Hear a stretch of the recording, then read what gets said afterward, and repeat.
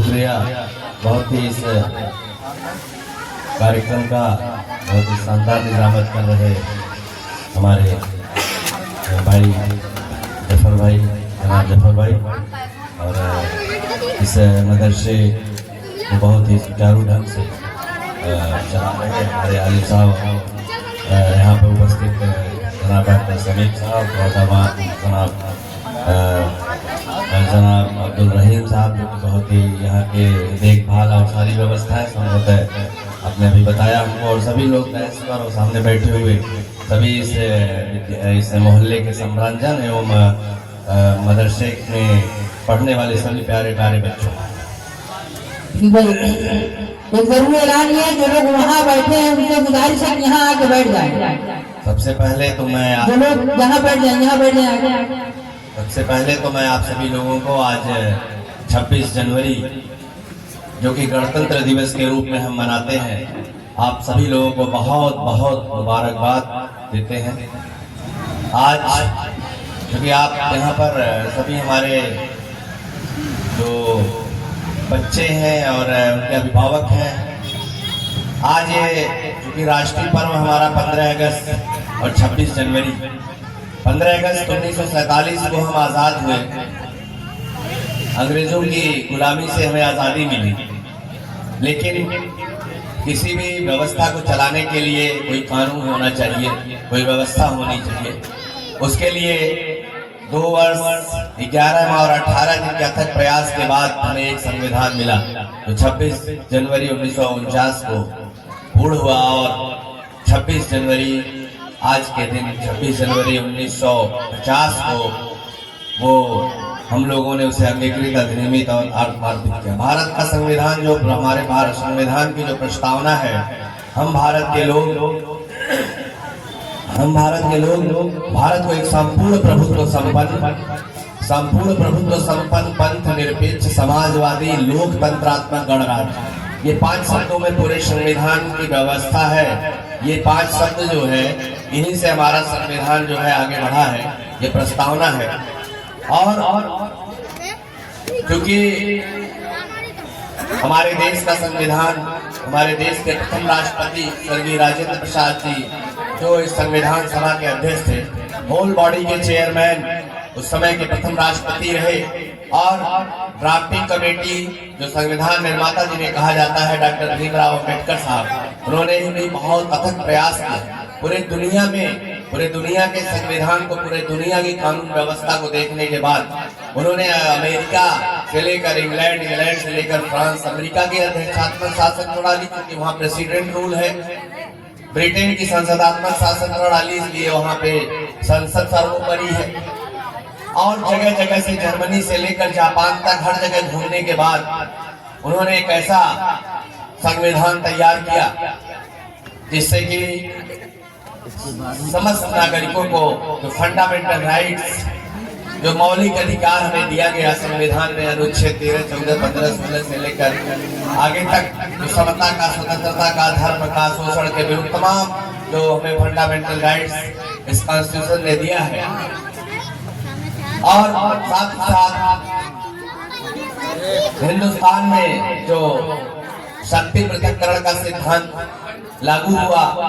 Lord Montesquieu के जो सिद्धांत था, उसमें ये लगा कि ये जो है शक्तियों का आपस में बंटवारा कर दिया गया, कार्यपालिका, न्यायपालिका और विधानपालिका, ताकि एक दूसरे को एक शक्तियां कंट्रोल कर सके। ऐसा ना हो कि कोई निरंकुश हो जाए, निरंकुशता में अन्य बंड काम करे। इसलिए यहाँ पे सबको एक दूसरे को कंट्रोल करने के लिए व्यवस्था दी, क्योंकि जनता से, जनता के द्वारा, जनता के लिए जो हमारे जनप्रतिनिधि चुने जाते हैं, कानून बनाने का अधिकार उनके पास दे दिया गया, उसका पुनर्विलोकन करने का अधिकार सर्वोच्च न्यायालय को दिया गया, और उसके बाद उस पर अंतिम मुहर लगाने के लिए हमारे देश के प्रथम नागरिक जो राष्ट्रपति, हमारे महामहिम राष्ट्रपति जी होते हैं। तो साथियों, बहुत ही अच्छा हमारा संविधान है। पूरे दुनिया में जो है अगर देखा जाए तो ऐसी कहीं भी व्यवस्था नहीं है। कठोर और लचीलेपन का सम्मिश्रण है, न बहुत कठोर है न बहुत लचीला है। आप सभी लोगों को जब भी कोई सरकार हो, कोई व्यवस्था हो, अगर हमारे संवैधानिक अधिकार को, हमारे फंडामेंटल राइट्स को अगर उसको छीनने का प्रयास करती है तो निश्चित ही जो है हमें संविधान ने जो अधिकार दिया है कि हम अपने वाक एवं अभिव्यक्ति की स्वतंत्रता जो अनुच्छेद 19 में दिया गया, तमाम ऐसी व्यवस्थाएं हैं जिससे कि हम अपनी बातों को लोकतंत्रात्मक ढंग से जो है बहुत ही मजबूती के साथ रख सकते हैं। और ये वो दिन दूर नहीं कि जब हम पूरे दुनिया में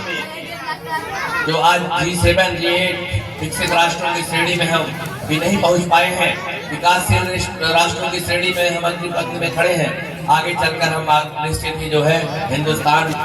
को सबसे शक्तिशाली राष्ट्र के रूप में देखेंगे। और साथ ही साथ हमारे जो बच्चे हैं, यहाँ पर छोटे बच्चे हैं, उनके ही अंदर अभी धीरे धीरे जो है अभी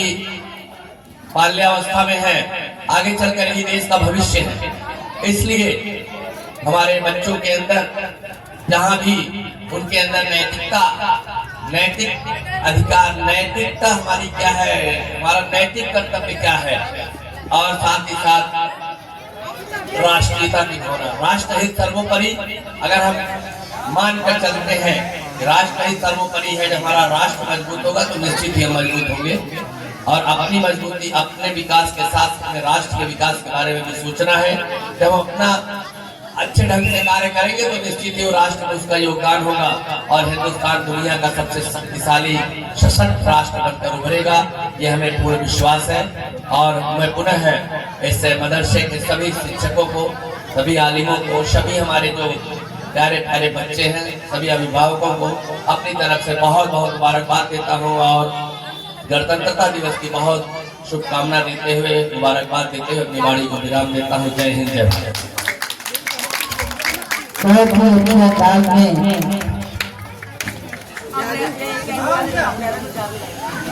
हमारे आदमी मेहमान खुशूसी उनको कहीं जाना है, इस वजह से हम लोगों से रूबरू हो रहे हैं।